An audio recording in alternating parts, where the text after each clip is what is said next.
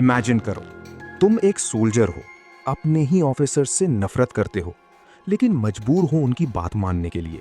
और फिर एक दिन एक छोटी सी चीज, एक कार्ट्रिज, पूरी एम्पायर के खिलाफ आग बन जाए। 1857 सिर्फ एक रिवोल्ट नहीं था, ये वो चिंगारी थी जिसने इंडिया में फ्रीडम का सपना जगा दिया। 10 मई 1857 मेरठ, एक ऐसी रात जब सोल्जर्स ने डिसाइड किया कि अब बस।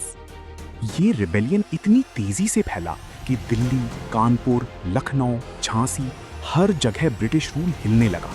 लेकिन असली सवाल ये है, ये सब अचानक कैसे हुआ? ब्रिटिश ईस्ट इंडिया कंपनी धीरे धीरे इंडिया को कंट्रोल कर रही थी, पॉलिसीज बनाकर, रूलर्स को हटाकर, टेरिटरीज एनेक्स करके। डॉक्ट्रिन ऑफ लैप्स ने कई राजाओं से उनकी पावर छीन ली। अवध का अनेक्सेशन 1856 में हुआ, और ये सिर्फ एक पॉलिटिकल डिसीजन नहीं था, ये इंसल्ट था। हजारों सोल्जर्स का होम रीजन अवध था, और जब वही टेरिटरी छीन ली गई तो गुस्सा फूटना तय था। और सिर्फ रूलर्स ही नहीं, सोल्जर्स भी अंदर से टूट चुके थे। लो सैलरी, प्रमोशन का कोई चांस नहीं, ऊपर से ब्रिटिश ऑफिसर्स का रेसिस्ट बिहेवियर।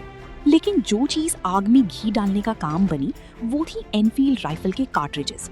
अफवाह फैली कि इन पर गाय और सुअर की चर्बी लगी है और उन्हें मुंह से काटना पड़ता है। ये सिर्फ एक रूमर नहीं था, ये रिलीजियस इंसल्ट बन गया जिसने हर सोल्जर को अंदर से हिला दिया। 29 मार्च 1857 बैरकपुर। एक नाम जो हिस्ट्री में हमेशा याद रहेगा, मंगल पांडे। उस दिन उसने ब्रिटिश ऑफिसर्स पर हमला कर दिया। ये सिर्फ एक अटैक नहीं था, ये रिबेलियन की पहली लाउड आवाज थी। ब्रिटिश डर गए और जल्दी में 8 अप्रैल को उसे फांसी दे दी गई। उन्हें लगा इससे सब शांत हो जाएगा, लेकिन असल में ये आग और भड़क गई। फिर आया 10 मई 1857 मेरठ। 85 सोल्जर्स को पनिशमेंट दी गई थी क्योंकि उन्होंने कार्ट्रिज यूज करने से मना कर दिया था। उसी रात बाकी सोल्जर्स ने उन्हें जेल से छुड़ाया, और फिर शुरू हुआ असली विद्रोह।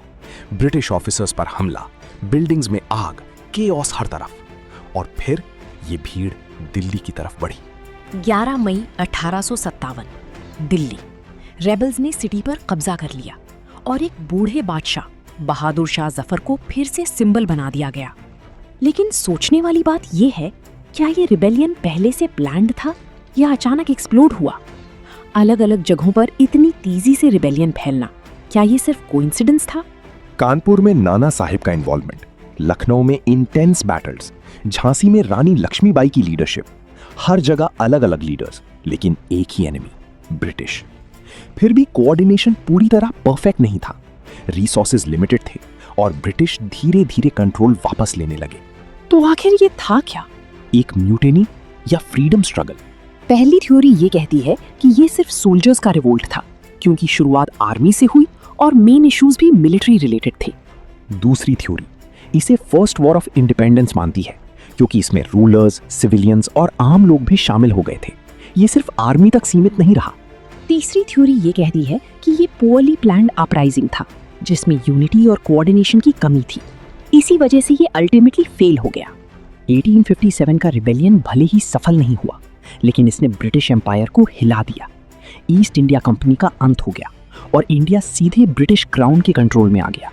पॉलिसीज बदली गईं, आर्मी रीस्ट्रक्चर हुई, और ब्रिटिश को समझ आ गया कि इंडिया को कंट्रोल करना इतना आसान नहीं है।